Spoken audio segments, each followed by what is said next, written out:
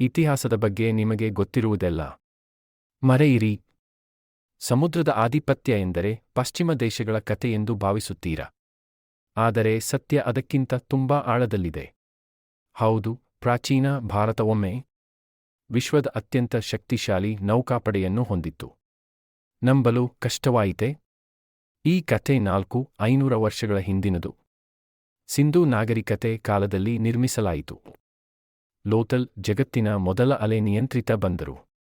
ಇದು ಸಾಮಾನ್ಯ ಕರಾವಳಿ ಅಲ್ಲ. ಸಮುದ್ರದ ಚಲನೆ, ಅಲೆಗಳ ಎತ್ತರ ಎಲ್ಲವನ್ನೂ ಅಳೆಯುವ ವೈಜ್ಞಾನಿಕ ವಿನ್ಯಾಸ. ಅವರ ಸಿಲುಕಿದ ಹಡಗುಗಳು, ಮರದ ಫಲಕಗಳನ್ನು ನಾರಿನ ಹಗ್ಗಗಳಿಂದ ಹೊಲಸಿ ಮಾಡಿದ ಬಲಿಷ್ಠ ನೌಕೆಗಳು ಯುರೋಪಿನ ಸಮುದ್ರಯಾನಿಗರಿಗೂ ಅಚ್ಚರಿ ಮೂಡಿಸಿದವು. ಮೌರ್ಯ ಸಾಮ್ರಾಜ್ಯದ ಕಾಲದಲ್ಲಿ ಭಾರತಕ್ಕಿತ್ತು ತನ್ನದೇ ನೌಕಾ ಇಲಾಖೆ, ಸಮುದ್ರ, ಬಂದರು ಮತ್ತು ನೌಕಾಪಡೆಗಳನ್ನು ನಿಯಂತ್ರಿಸುವ ವ್ಯವಸ್ಥೆ. ಆದರೆ ಭಾರತದ ನೌಕಾ ಶಕ್ತಿಯ ಶಿಖರ ತಲುಪಿದ್ದು ಚೋಳ ಸಾಮ್ರಾಜ್ಯದ ಕಾಲದಲ್ಲಿ. ಕ್ರಿ.ಶ.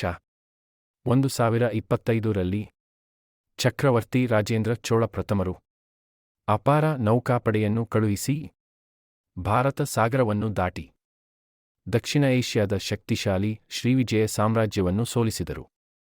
ಅದು ನಿಜವಾದ ವಿಶ್ವಶಕ್ತಿ ಪ್ರದರ್ಶನ. ಆದರೂ ನಾವು ಈ ಇತಿಹಾಸವನ್ನು ಏಕೆ ತಿಳಿಯಲಿಲ್ಲ? ಏಕೆಂದರೆ ಸಂಶೋಧನೆಯ 5%ಕ್ಕಿಂತಲೂ ಕಡಿಮೆ ಭಾಗವೇ ಈ ನೌಕಾ ಶೌರ್ಯವನ್ನು ಉಲ್ಲೇಖಿಸುತ್ತದೆ. ಇದೀಗ ಸಮಯ ಬಂದಿದೆ. ಮರೆಯಾದ ಈ ಶೌರ್ಯವನ್ನು ಮತ್ತೆ ಬೆಳಕಿಗೆ ತರುವ ಸಮಯ. ಸತ್ಯವನ್ನು ಅನಾವರಣಗೊಳಿಸೋಣ. ಗೌರವವನ್ನು ಮರಳಿ ಪಡೆಯೋಣ. ನಿಮ್ಮ ಅಭಿಪ್ರಾಯವನ್ನು ಕಾಮೆಂಟ್ ಮಾಡಿ, ಲೈಕ್ ಮಾಡಿ ಮತ್ತು ಡೈಲಿ ಡೇಟಮ್ಗೆ ಸಬ್ಸ್ಕ್ರೈಬ್ ಮಾಡಿ. ಇಂತಹ ಅಜ್ಞಾತ ಭಾರತೀಯ ಇತಿಹಾಸಗಳಿಗಾಗಿ